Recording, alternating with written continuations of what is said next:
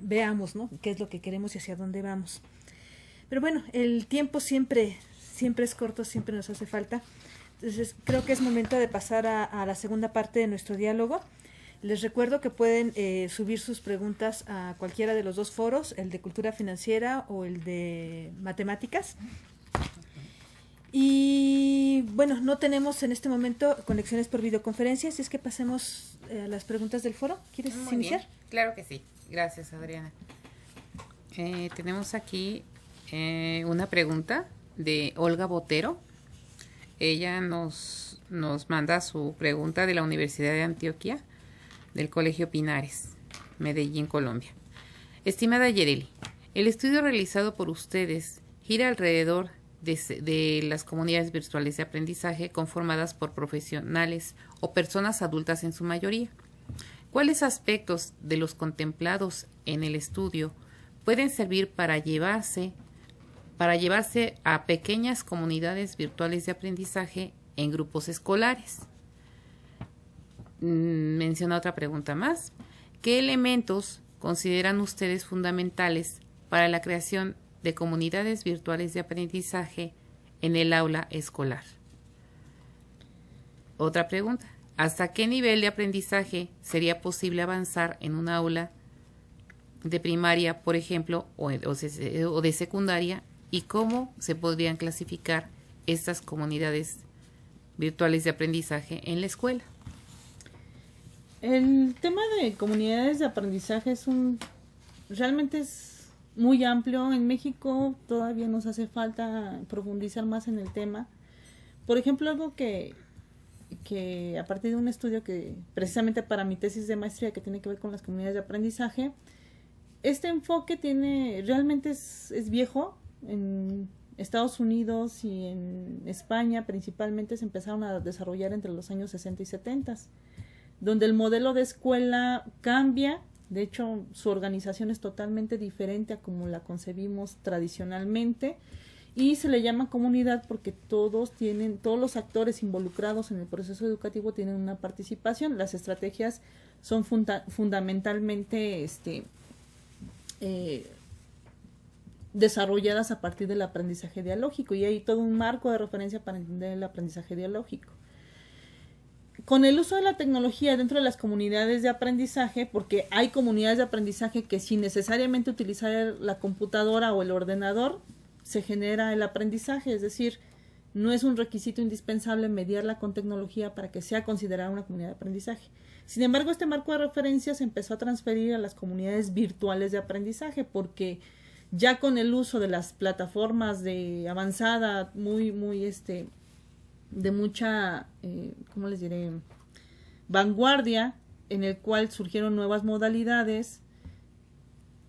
Por ejemplo, a mí en una experiencia personal, trabajar con españoles en una plataforma, en el máster, utilizamos una plataforma que es 1000 años luz, evolucionada en comparación a otras plataformas que he conocido de este lado del charco, y a veces tenemos plataformas muy, muy sofisticadas y de pronto las medio utilizamos.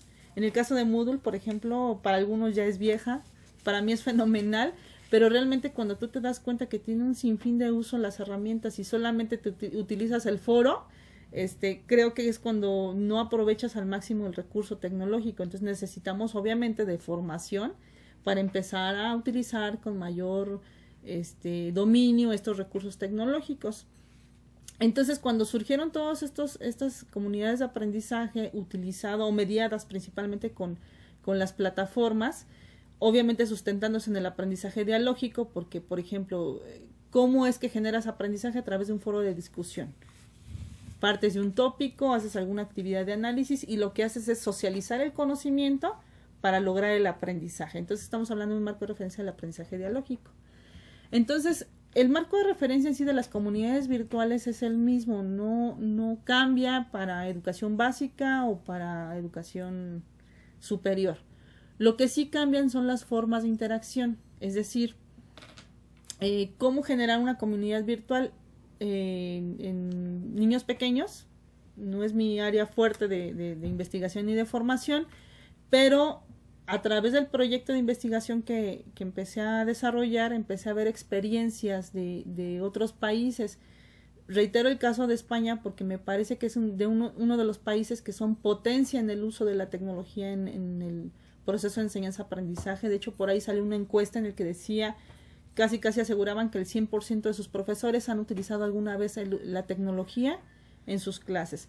Entonces ahí se ha dado mucho el uso o la creación de proyectos académicos institucionales, algunos incluso gratuitos, en el cual han generado ciertas aplicaciones que usan precisamente para niños de educación básica, y lo que hacen precisamente es empezar a conformar comunidades. Entonces me siento limitada en términos de que no puedo dar respuesta contundente a la pregunta que plantea la profesora, a quien le agradezco mucho, porque no soy especialista en educación básica. Lo que sí le puedo recomendar es que busque algunos de estos proyectos principalmente en idioma español, que son a lo mejor los de más fácil acceso, y ver cómo es que los han utilizado en otros países.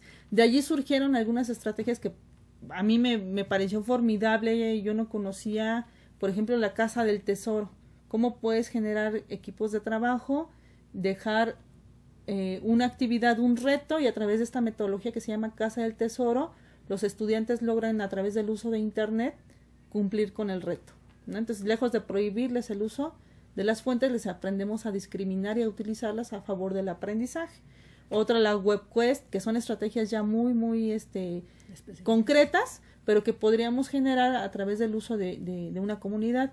Y bueno, empezar a utilizar, hay mucho software libre, hay muchas aplicaciones, la misma WordPress te permite generar foros, en el cual a lo mejor con niños muy pequeños no se puede, pero con un alumno a lo mejor de sexto de primaria o de secundaria, ya puedes generar temas de discusión a través del uso de un foro, que no es una herramienta muy compleja de utilizar. Entonces, ¿cómo generar estas comunidades virtuales? Bueno, yo sugiero, si es un trabajo presencial, porque si es un poquito diferente hacerlo en un trabajo totalmente a distancia. Si tu trabajo es incorporar el uso de las comunidades virtuales a través de tu trabajo en el aula, en lo cotidiano, pues a lo mejor generar de apoyo paralelo o complementario el uso de Moodle. De hecho, así lo hacemos en la Escuela Superior de Turismo, algunos profesores. Tomamos un cursillo en el cual nos enseñan a utilizar estas herramientas y de manera paralela lo utilizas. O puedes hacer dentro de tu horario, asignarle a la semana alguna actividad que tenga que ver con el uso de la comunidad virtual. Y bueno, el nivel de aprendizaje, creo yo que las tecnologías, también hay estudios que han demostrado que no son la panacea de las tecnologías. También es cierto esto, ¿no? Lo que sí es importante reconocer es que la tecnología es solamente un medio que te va a permitir, si las utilizas adecuadamente. De hecho, ese es un comentario que vierte alguien en la comunidad virtual de matemáticas que me pareció muy mesurado, que la tecnología te va a servir tanto como tú la aprendas a utilizar como un medio que te permita potencializar el aprendizaje. Entonces, el nivel de aprendizaje, si lo dejamos al uso de la tecnología, difícilmente los alumnos van a aprender a discriminar la información. Necesitan indispensablemente la orientación del profesor. Y hablando ya, es un poco diferente en términos del uso de la tecnología ya totalmente en las comunidades. Hablaban también en las comunidades de la importancia de capacitarse, y de alguien por ahí decía, es que es muy caro un curso de tal aplicación. Con el uso de los MOOCs, que son de acceso libre, los recursos abiertos de aprendizaje, es decir, hay universidades de primer mundo que ya están haciendo sus cursos en línea, que son microcursos, en los cuales ya puede acceder cualquier persona y es totalmente gratuito. Entonces, creo yo que ya no hay pretexto para que los docentes digamos no sé utilizar tal aplicación o desarrollar tal aprendizaje, cuando incluso la oferta educativa gratuita, que es de mucha calidad, ya puede ser de fácil acceso a los docentes. Muchas gracias, Yareli. Todo esto que estás comentando a través de las comunidades y cómo podemos ir reforzando es importante. Y bueno, también me parece muy enriquecedor que nuestra comunidad de los seminarios vaya creciendo y vaya abarcando profesores de otros niveles también, que bueno, aunque nuestra experiencia no es tanta a nivel básico, pero las ideas podemos irlas compartiendo y enriqueciéndonos todos. No todos lo que suben a los foros son preguntas, algunos son solamente comentarios muy enriquecedores y quiero invitarlos a todos los dos participantes a que los revisen. Como ejemplo solamente quisiera mencionar los comentarios del profesor Domingo Márquez de la FUES Cuautitlán de la UNAM. Pero bueno, pasando a otra pregunta, la maestra Marta Luisa Rodríguez del Colegio de Bachilleres de San Luis Potosí hace una pregunta un poquito en términos de lo que decías ya de la formación o lo que hablábamos ya de la formación, pero quisiera enfocarme más bien en esta otra. Dice, en el documento se nos da a conocer de una investigación que gira en torno a los seminarios Repensares como comunidad virtual de aprendizaje que maneja el IPN. De acuerdo a la experiencia que ya tienen ustedes como institución educativa con estos Repensares, ¿cuáles son las ventajas de tener comunidades virtuales desde el enfoque institución, docente, alumno, conocimiento? Ya nos has comentado algo en ese sentido, ¿no? De cómo van interrelacionándose los distintos componentes que nos comenta la maestra, pero ¿quisieras ahondarnos un poco más, subrayar un poquito más esta relación? Sí, es un poquito complicado también reconocer. Vencer la resistencia hacia el uso de la tecnología no es meramente una decisión personal. Creo yo hacemos mucho los docentes cuando con toda la buena voluntad que tenemos y esta actitud positiva de decir lo hago, empezamos a involucrarnos y yo creo que se empieza a generar una experiencia de innovación muy importante, pero a nivel individual. ¿Qué necesitamos para que realmente esto tenga una transformación? Y ahora sí, voy a retomar la primera pregunta. Para que la política educativa sea una realidad, necesitamos empezar a sumar esfuerzos. Es decir, que no de manera aislada Reina, Adriana o Yereli hagan el involucramiento o la incorporación de las tecnologías en sus clases, sino que trabajemos a nivel colegiado.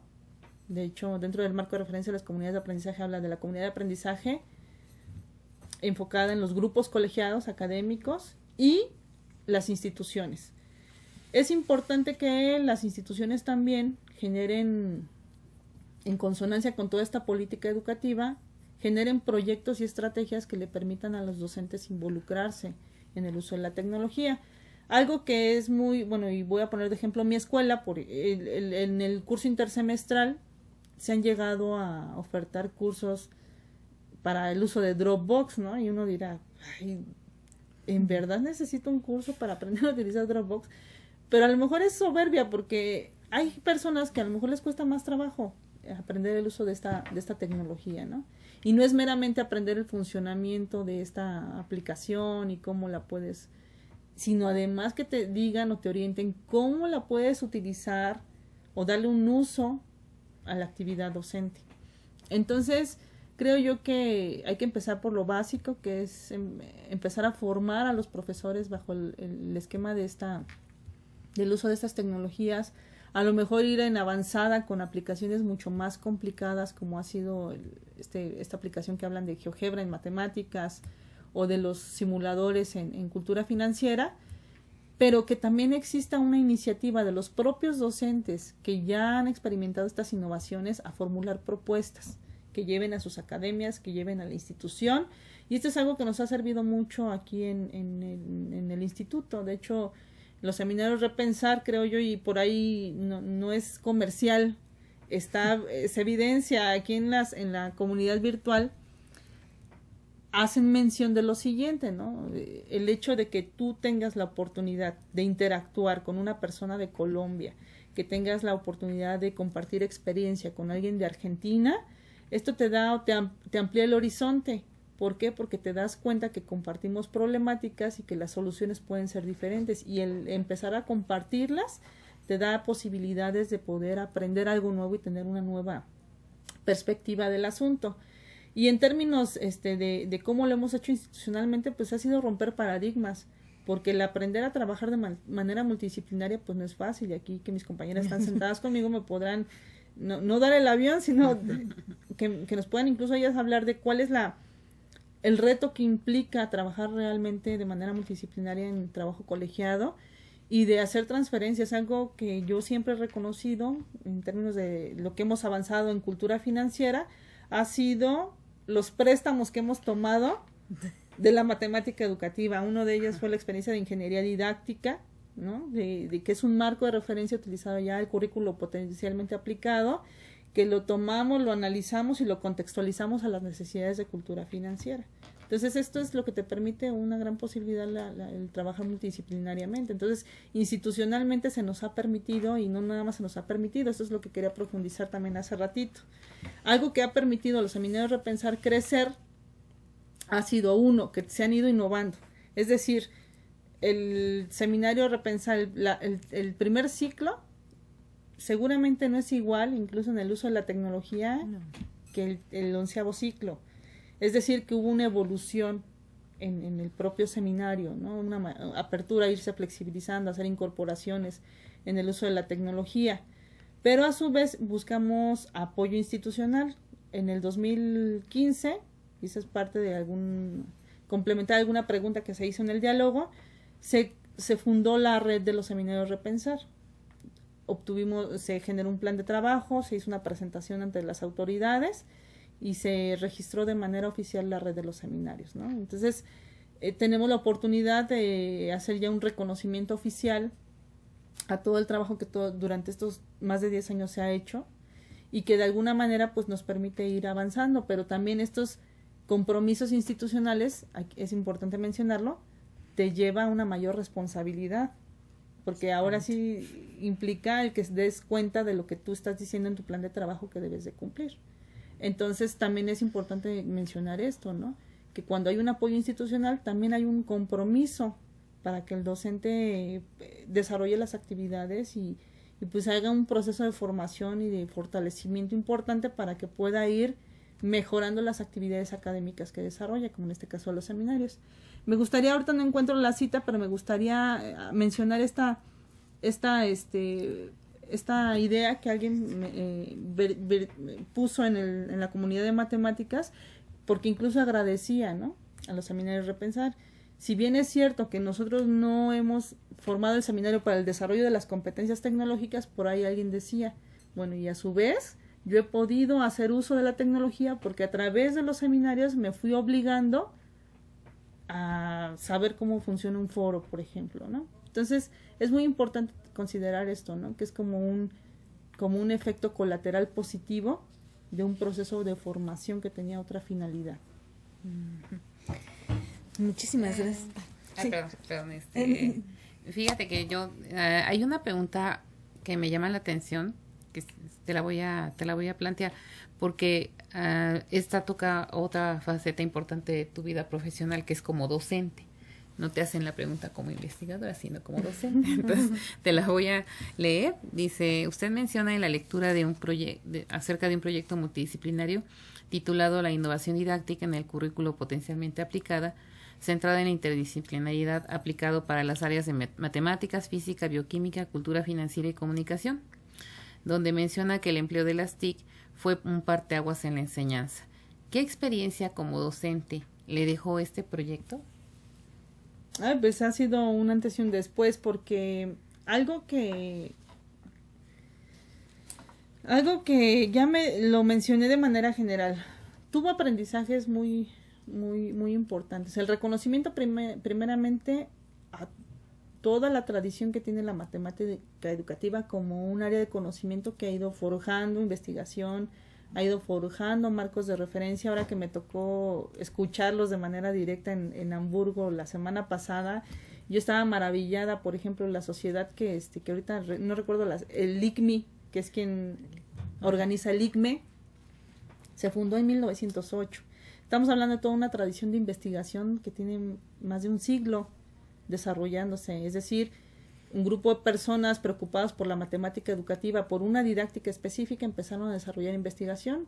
A otras áreas de conocimiento nos están llevando un siglo de diferencia. Entonces, el aprender estos marcos, yo estudié pedagogía, cuando vimos todas las bases de la didáctica general y la didáctica específica, y vimos incluso la matemática educativa como parte de la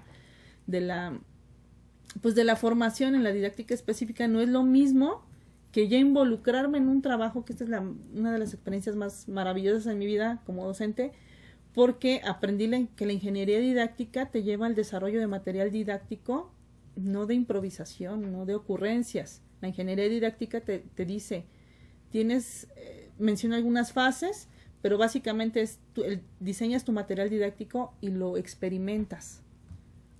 Es decir, que no lo vas a aplicar a como se te ocurrió, sino que lo tienes que experimentar y a partir de esos resultados lo tienes que mejorar. Y ya mejorado es como tú lo puedes aplicar con tus alumnos, ¿no? Y regularmente en la actividad docente que hacemos, se nos ocurre alguna actividad, si bien aplicado es el docente, genera su material didáctico, va y lo aplica, ¿no? Pero si lo que queremos es innovación, pues tendríamos que probar qué sucedió con ese material didáctico para saber si nos fue funcional o no nos fue funcional en el proceso de aprendizaje. Entonces, la máxima experiencia que me dio ese proyecto multidisciplinario fue eso, ¿no? El transferir un marco de referencia y una metodología de la didáctica específica de un área de conocimiento en particular, que es la matemática educativa, a otra que fue la cultura financiera. De hecho, Reina y yo de pronto estábamos muy confundidas. Decíamos, bueno, es que en matemática educativa lo hacen así, pero acá ¿cómo lo hacemos? Los marcos de referencia en cultura financiera son muy diferentes, hay muy poca investigación, entonces ahí tuvimos que hacer algunos ajustes metodológicos en términos de investigación y que finalmente el resultado fue formidable. Entonces, esa es una de las mayores experiencias, ¿no? Transferir de otros marcos, de otras áreas de conocimiento a la que tú trabajas. Sí, bueno, como dices, tenemos una gran ventaja en cultura financiera, pero pues otras didácticas específicas van surgiendo y van caminando con muchísima fuerza, y esto es importante también. Y bueno, lo que nos vamos encontrando en el camino conforme vamos avanzando tiene mucho que ver también con esta pregunta que nos llega justamente desde Colombia, de los compañeros que nos siguen desde allá. Dice, resulta bastante interesante los 4 componentes de la competencia digital para maestros: saber conceptual, saber procedimental, saber actitudinal y saber social. Pues para quienes trabajamos en la formación docente nos brinda unos parámetros para direccionar dicha formación. Sin embargo, quisiera conocer cuáles fueron las dificultades más marcadas que encontraron en las comunidades virtuales de aprendizaje. Y otra vez, aunque ya has venido platicando un poquito sobre esto, me parece que tiene mucho que ver con lo que hablabas ahorita de las didácticas específicas que van iniciando, ¿no? Sí. Hay que considerar lo siguiente. Una de las principales dificultades que tuvo el estudio fue, tuvimos que hacer selección. Para la conformación de la muestra solamente tomamos como referencia un periodo de 2014-2015 y eran 44 sesiones. Entonces era un mundo de información.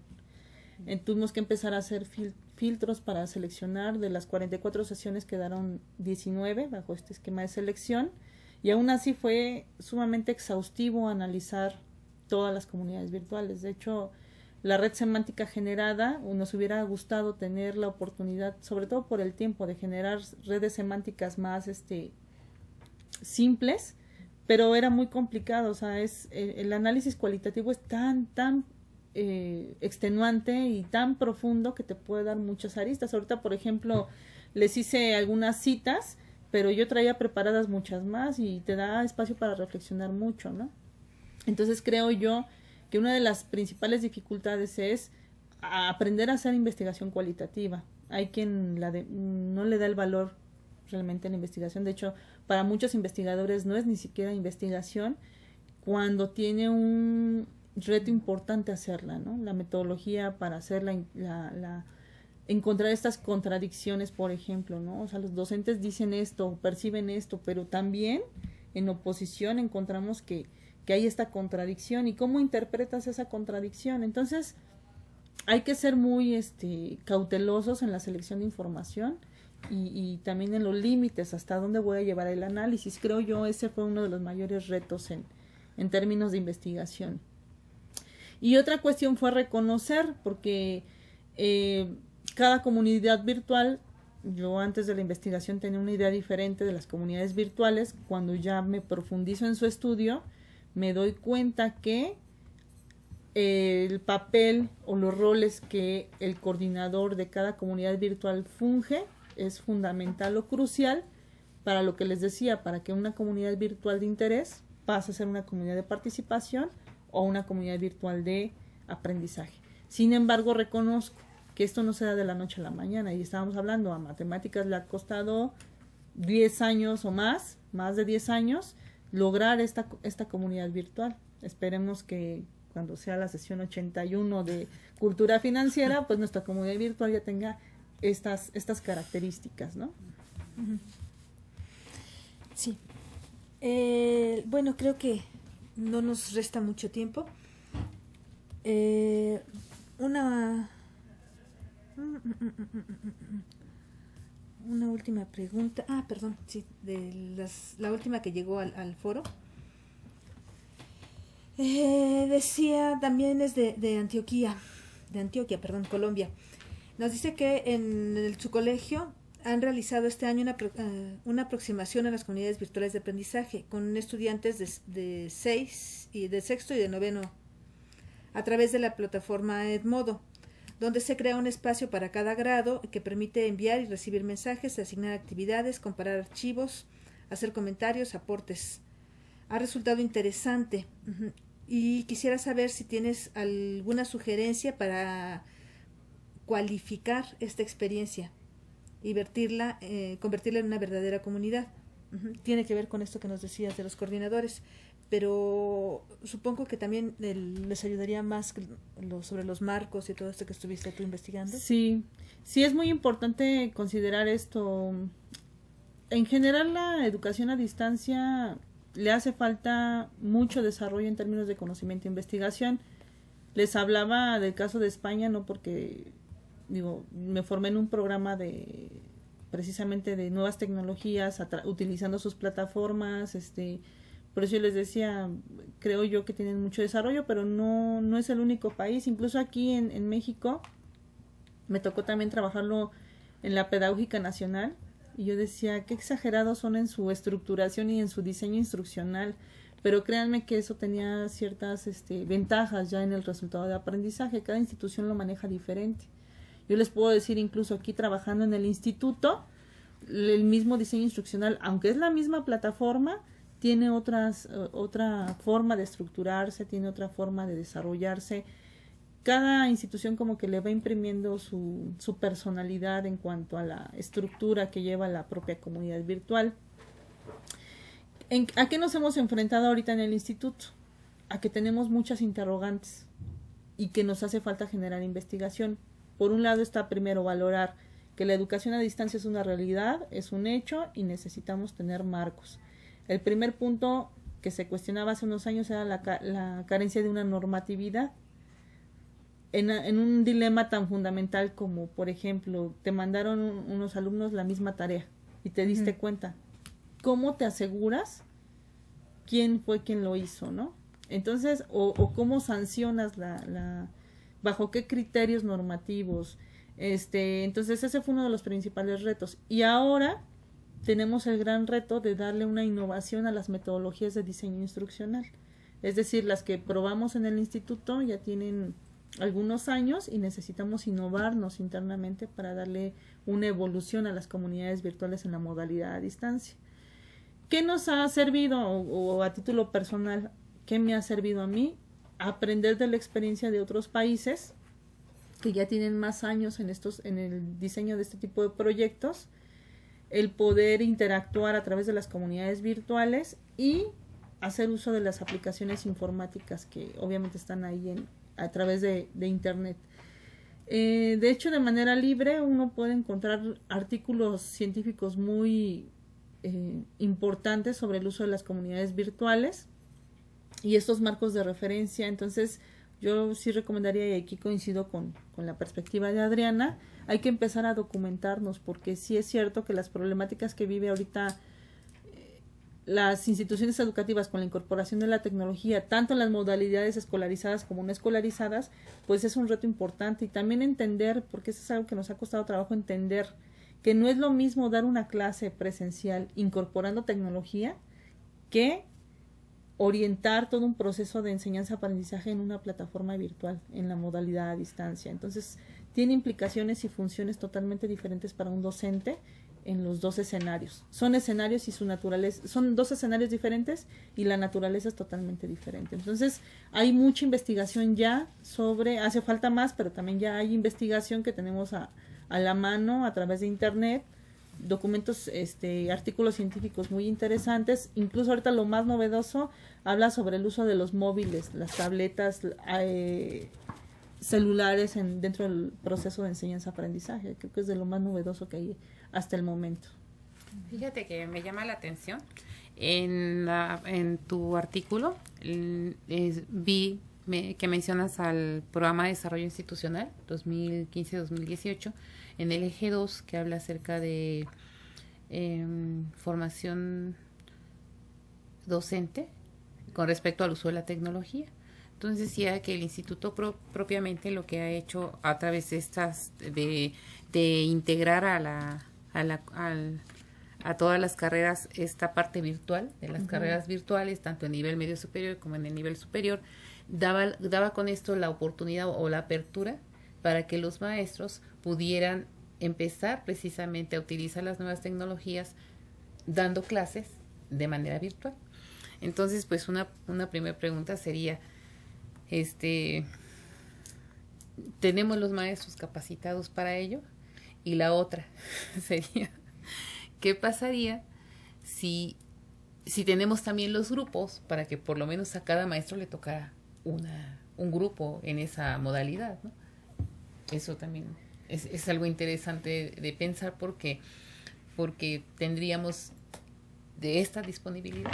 ¿Podríamos disponer de ella? Todavía me haces una pregunta muy complicada. Todavía creo que no. Hemos avanzado mucho a lo largo de estos años. No puedo hablar por el nivel medio superior porque se maneja un poquito diferente a como lo hacemos en nivel superior. De hecho, en nivel superior solamente tenemos 2 escuelas que trabajan la modalidad a distancia, que es las de ciencias sociales, ESCA Santo Tomás y Tepepan, y la Escuela Superior de Turismo. De hecho, la de Escuela Superior de Turismo es modalidad mixta y las que llevan las ESCA son modalidad a distancia. Considero que todavía hace falta. De hecho, para poder dar clases allí necesitas tomar un curso de inducción que precisamente te orienta sobre cómo incorporas la tecnología, cómo utilizas, la plataforma.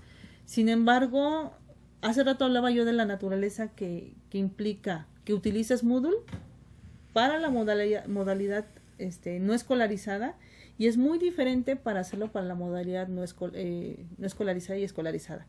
En la Escuela Superior de Turismo, por ejemplo, tomé otro curso. O sea, yo ya había tomado el curso de inducción para la modalidad no escolarizada. Y tuve que tomar otro curso para que yo pudiera incorporar la plataforma en mis clases presenciales.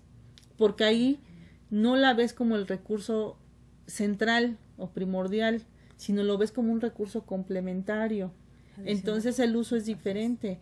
Cuando tú vas a dar clases en la modalidad a distancia, pues el diseño instruccional está ya desarrollado. De hecho, los primeros docentes se quejaban y decían que ellos no estaban de acuerdo, que por qué iban a utilizar tal lectura si ellos no querían utilizarla, ¿no? Que ellos les dejaran todos los espacios abiertos y ellos decidían de manera abierta qué actividades y con qué recursos. Y pues bajo el enfoque de la modalidad no escolarizada eso no es posible, porque tú tienes que desarrollar toda una planeación, tu programación y tu diseño instruccional para el desarrollo de las actividades, y el profesor básicamente lo que hace o su función es asesorar y mediar entre el contenido y lo que el estudiante va aprendiendo. Es decir, tu función es más mediadora, de acompañamiento, de asesoramiento, y el contenido ya está previamente diseñado. Puedes tú hacer algunas sugerencias complementarias, posiblemente durante el proceso de evaluación sugerir algunos cambios en las actividades, pero es un proceso que ya está estructurado, ya lleva cierto tiempo, ¿no? Y es muy diferente a cuando tú dices, yo en mi clase, en el caso de metodología de investigación, dices, para facilitar el proceso voy a diseñar así, y ahí sí tú tienes libertad de cómo diseñar tu espacio virtual, pero reitero, es un complemento a lo que tú desarrollas en clase. Entonces, considero yo primero, en cuestión a tu pregunta, es en el instituto ya tenemos infraestructura, ya tenemos intención política, ya tenemos estrategias, porque de ser así yo, reitero, tomé cursos aquí mismo en el instituto para aprender a hacer eso. Que hace falta un poquito de mayor iniciativa por parte de los docentes a romper este paradigma y decir, me atrevo a utilizar la tecnología, empezar a usarlo diferente para que seamos más los profesores interesados en el uso de las tecnologías en nuestras clases. Y a su vez, creo también, y voy en el sentido de la innovación, eso se hizo 2009, estamos hablando, cuando empezó todo este proyecto aquí a nivel superior. Estamos hablando de algunos años y en términos de tecnología, acuérdense que esto avanza muy rápido. Entonces hay que modificar, de hecho, las estrategias que en el 2009 se implementaron, ahorita ya no están funcionando porque ya se vuelven obsoletas en términos de tecnología. Entonces, aunque tú seas un docente que ya te preparaste, te tienes que estar actualizando constantemente en nuevas aplicaciones, en nuevas metodologías para que lo puedas implementar. Bueno, pues creo que dado el tiempo no nos queda más que agradecer, Yareli, tu participación como investigadora en esta ocasión y bueno, también en general al Seminario de Cultura Financiera que nos permita participar o compartir con ustedes este inicio de ciclo, ¿no? Felicitarlos pues también por que sea muy buen ciclo. A todos nuestros participantes de ambos seminarios los invitamos a revisar los foros, a participar, comentar, incluso ir cambiando nuestra actitud, ser más participativos, más de compartir, más de discutir con nuestros compañeros. Y bueno, pues creo que es todo. Muchas gracias. Gracias. Gracias.